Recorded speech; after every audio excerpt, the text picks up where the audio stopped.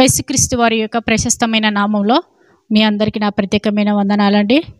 యేసుప్రభుల వారు ఈ లోకానికి మన కోసము, మన పాపాల కోసము వచ్చి తను శిలువ పైన రక్తము కార్చి మనకు రక్షణనిచ్చి ఆయన దోషిగా నిలబడ్డాడు.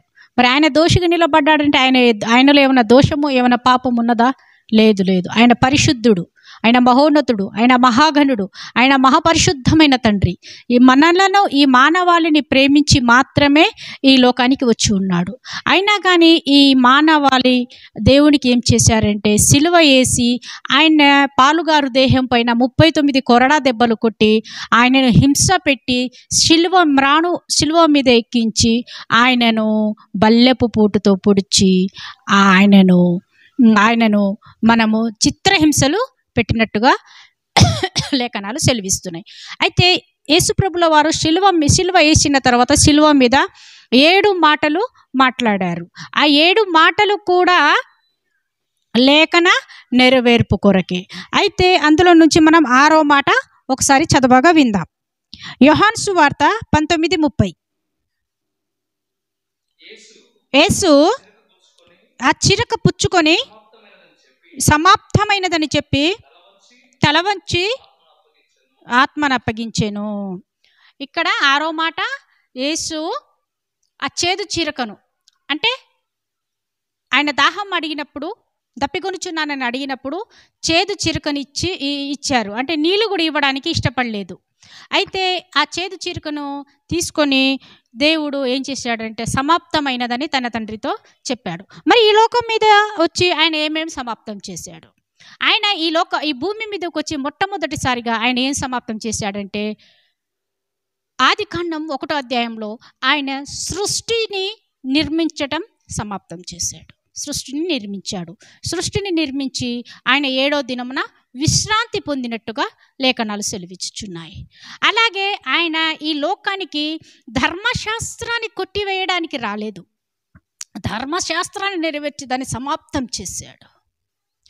తర్వాత ఆయన ఇంతకుముందు బలులు అర్పించేవారు. పాత నిబంధన ప్రకారము బలులు అర్పించకండి అనేసి తనే గొర్రెల యొక్క కోడెల యొక్క రక్తము చిందించకండి, దాని ద్వారా మీకు స్వస్థత విడుదల లేదనేసి దేవుడు ఏం చేశాడంటే ఆయనే వదకు తేబడినటువంటి గొర్రె వలె మౌనిగా ఉండి ఆయననే శిలువ మీద రక్తమును కార్చి మనకు నిత్య జీవాన్నిచ్చాడు.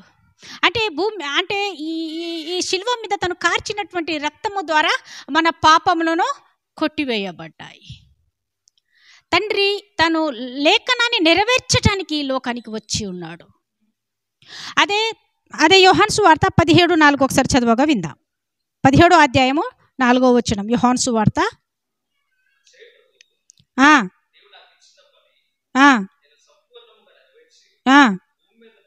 భూమి మీదనున్న నిన్ను మహిమపరిచితిని.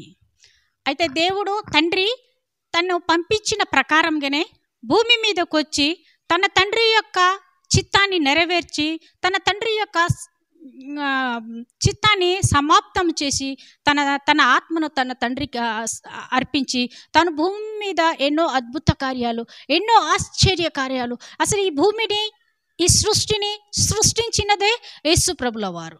తన తండ్రి ఆజ్ఞ చొప్పున ఈ భూమి మీదకి వచ్చాడు. నరరూపాన్ని దాల్చి సృష్టిని చేసి సృష్టికర్తగా నిలబడ్డాడు. కానీ ఈ లోకంలో చాలా మంది సృష్టికర్తని విడిచిపెట్టి సృష్టిని పూజించేవారు లేకపోలేరు. ఎందుకంటే సృష్టికర్తను గుర్తించే అంత జ్ఞానము కొదువైపోయినది.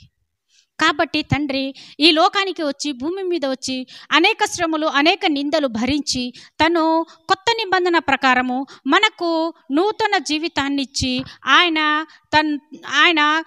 తనే బలిపశు, ఆయనే యేసుప్రభుల వారే బలి అయ్యి మనకు కృపాకాలాన్ని ఇచ్చి ఆయన దేవుడు మన కోసము తిరిగి పునరుద్ధానుడై వచ్చి ఆరోహణమైనట్టుగా లేఖనాలు సెలవిచ్చుచున్నాయి. అంత గొప్ప దేవుణ్ణి ఎరిగి అంత గొప్ప దేవుని పట్ల మనము భయము, భక్తి, వినయ, విధేయతలు కలిగి మనం ఉండాలని మనకు కూడా దేవుడు కొన్ని పనులను అప్పచెప్పి ఉన్నాడు. మనం ఈ భూమి మీదకి వచ్చినామంటే మనము మన పట్ల దేవుని ప్రణాళిక ఉన్నది, మన పట్ల దేవుని చిత్తం ఉన్నది. కాబట్టి మనము కూడా ఈ భూమి మీద మనం ఉన్నన్ని నాళ్ళు ఆయన జననాన్ని, ఆయన మరణాన్ని, ఆయనే సృష్టికర్త అని, ఈ సృష్టికి మూలము యేసుప్రభుల వారే అనేసి మనము ప్రకటించి, ఆయన ప్రేమను మనం అనేకులకు ప్రకటించి, అనేకులకు సువార్తను చెప్పి మనము కూడా సమాప్తం చేసుకొని తండ్రి యొద్దకు వెళ్ళే అంతవరకు కూడా ఆయన యందు భయభక్తులు కలిగి, వినయ విధేయతలు కలిగి, పరిశుద్ధత, యథార్థత, నీతి, విశ్వాసమును ఎట్టి పరిస్థితుల్లో కూడా విడిచిపెట్టకుండా ఆయన యందు నమ్మకం ఉంచి మన పనిని మనం సమాప్తం చేసేంతవరకు కూడా తండ్రి యొక్క కృప, కనికరము ఎల్లప్పుడూ మనకు తోడుగా ఉండును గాక. ఆమేన్.